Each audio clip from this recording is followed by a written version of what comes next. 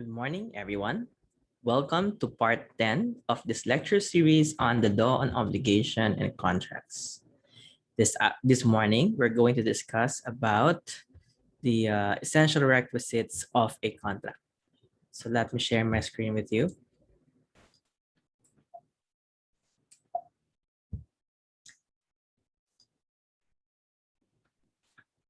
Okay.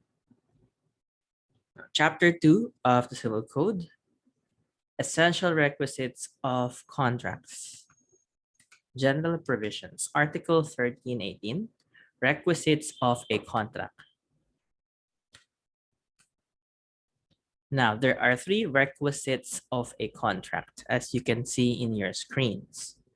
You have consent, object, and consideration. No? The acronym there is COC, consent, object, and consideration. Now, there are different classes of elements of a contract. Number one, essential, meaning no contract can validly exist regardless of the party's intentions.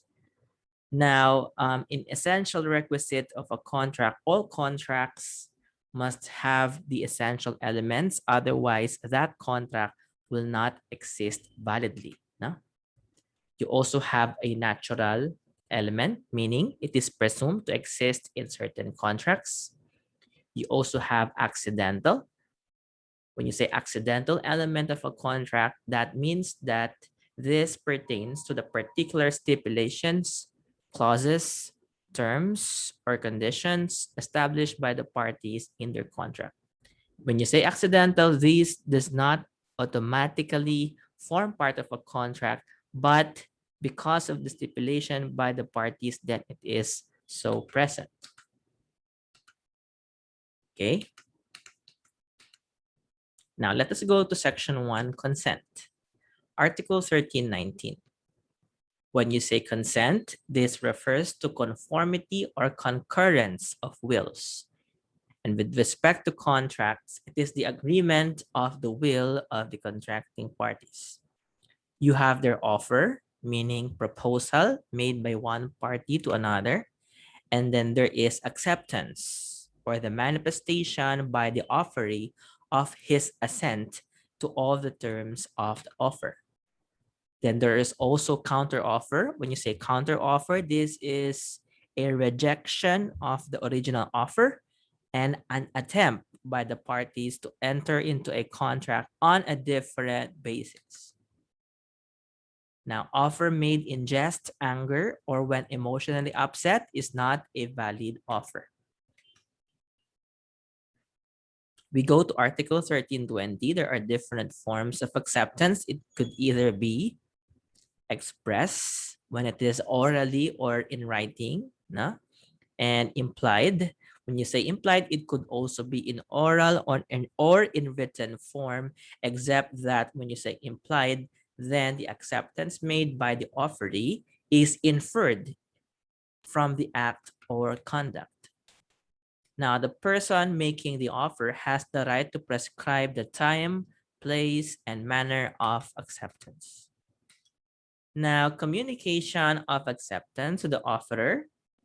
To the offerer, it must be absolute, and to the agent is considered as an extension of the personality of the principal. So communication of acceptance to the agent is considered as communication of acceptance to his principal. Now, offer becomes ineffective upon the death of the offerer or the offeree. And then upon insanity, upon civil interdiction. What is civil interdiction, class? Civil interdiction is an accessory penalty imposed by the court of law when a person is convicted of a crime which is more than 12 years of imprisonment. So civil interdiction, class, is what? This is an inability or a prohibition to a person to exercise his civil rights. For example, if a person is convicted of a crime then he may not dispose of his property as long as the penalty of imprisonment is more than 12 years. Okay.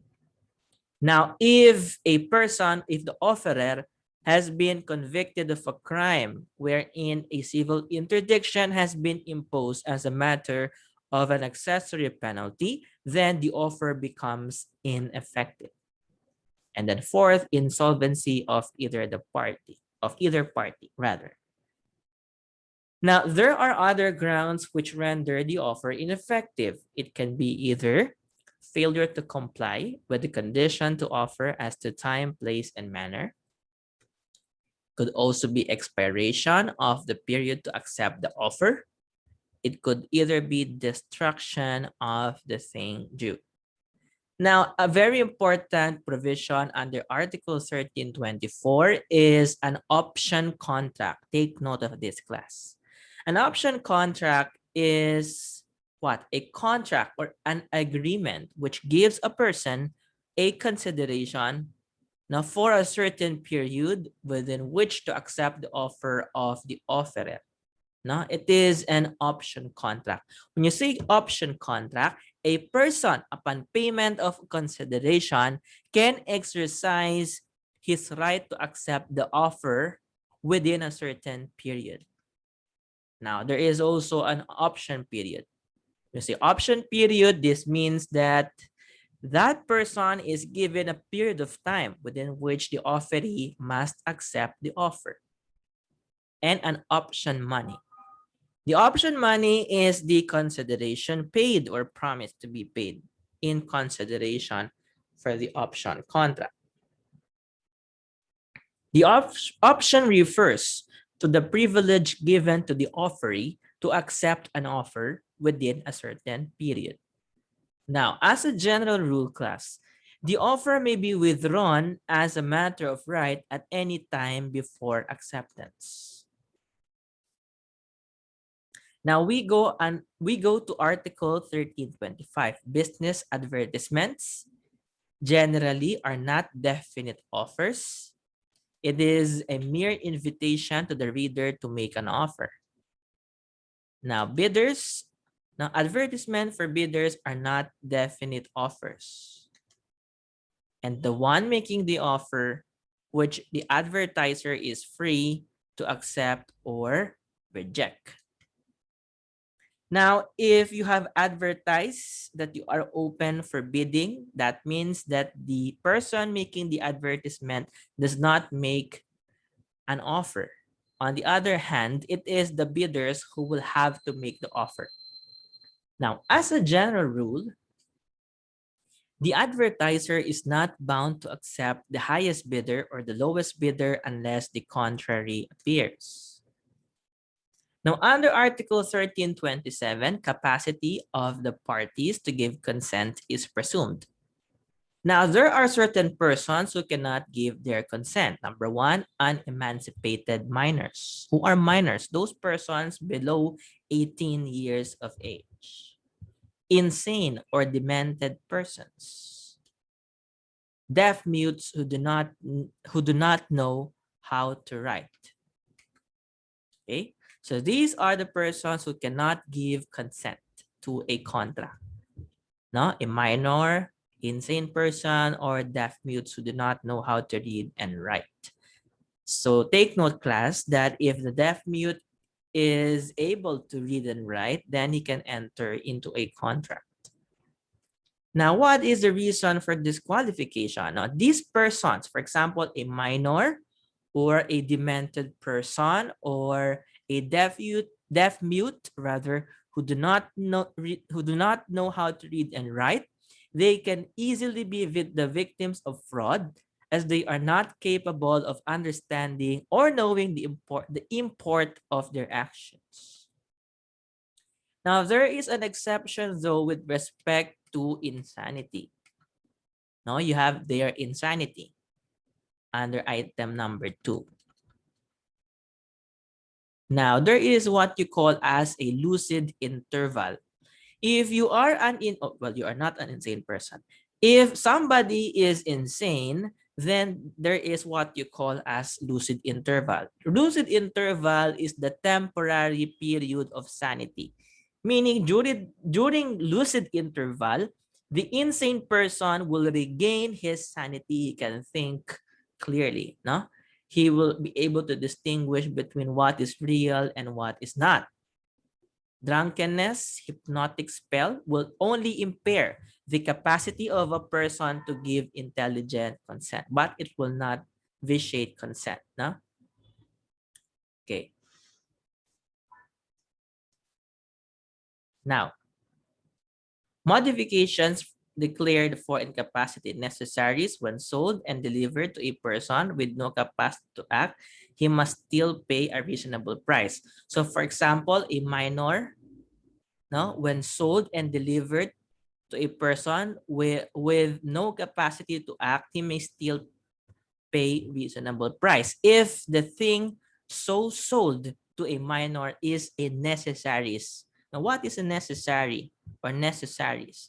These are important or basic goods or basic necessities. So if you have sold this to a minor, then the minor must still pay a reasonable price. Life, health, and accident insurance beneficiary must be the minor's estate. And then 4, if other party believe the legal capacity of a minor who misrepresented his age, and minor voluntarily pays a sum of money or delivers fungible thing and obligee has spent the and consumed it in good faith. There are other special disqualifications provided by law.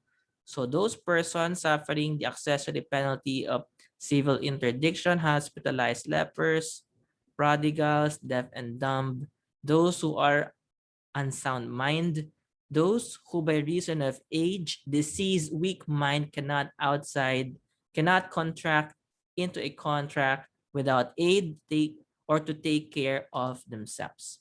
Now we go to Article 1330. What are the characteristics of consent? Number 1, it must be intelligent, meaning there is a capacity to act. It must be free and voluntary, meaning there is no form of violence and intimidation. And then third, it must be conscious and spontaneous, meaning no mistake, undue influence, or fraud. There are different vices of consent. No? We have here acronym FIVUM or FIVUM. What are these? Number 1, fraud or deceit. I, intimidation or threat or duress. V, violence or force. U, undue influence. And M, mistake or error.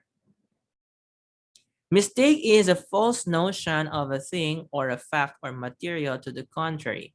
Mistake of fact arises from ignorance or lack of knowledge, while mistake of law is a substantial mistake on a point of law.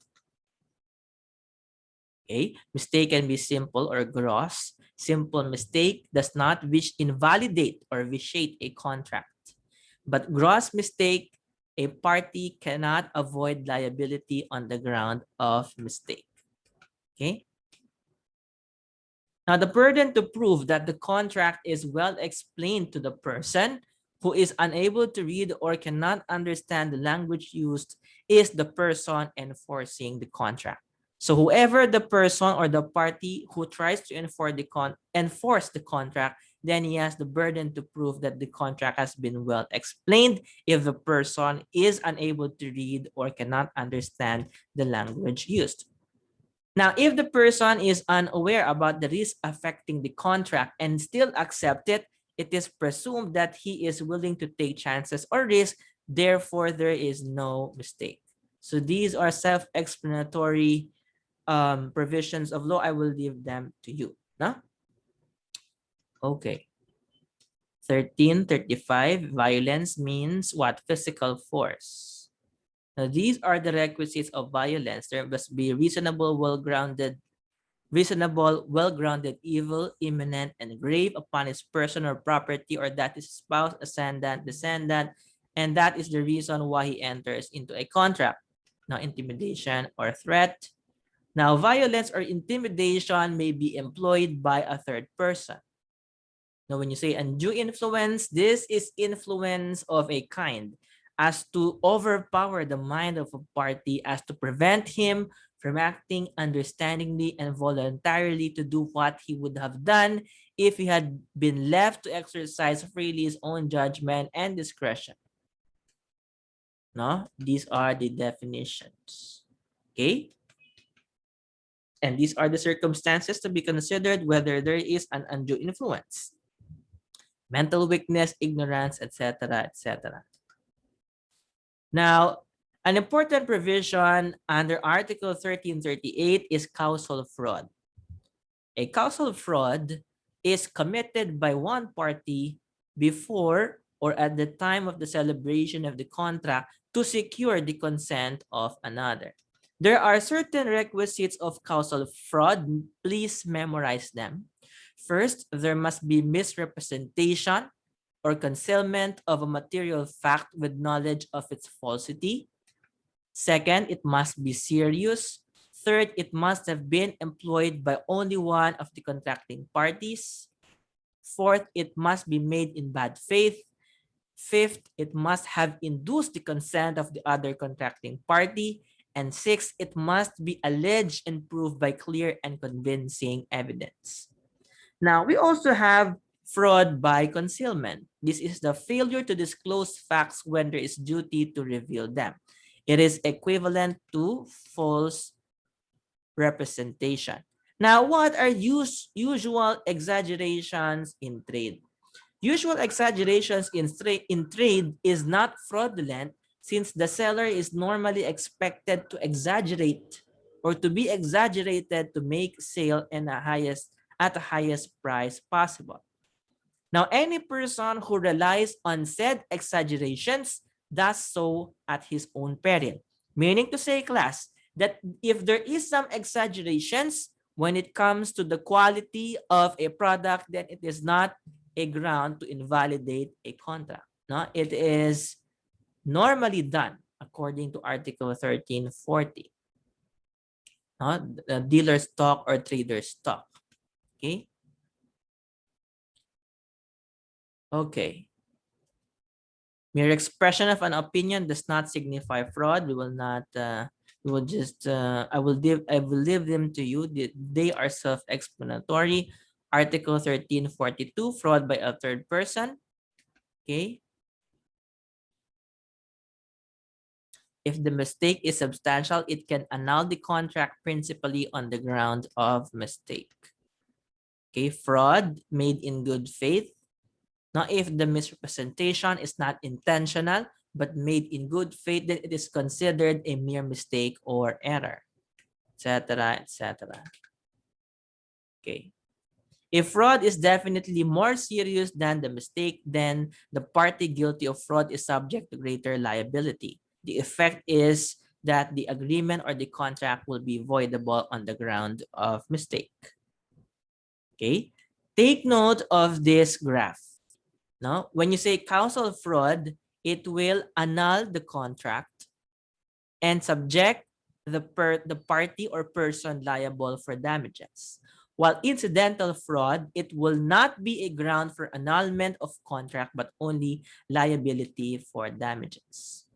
When fraud is employed by both parties, neither may ask for annulment as the fraud of one neutralizes that of the other. In such case, the contract is therefore valid. If you will notice, class, we're just passing by these provisions of law. They are self-explanatory and they could hardly be the subject of questions in the exam or in the board exam. So you just have to familiarize yourselves with it. Okay. Simulation of a contract. What is simulation of a contract?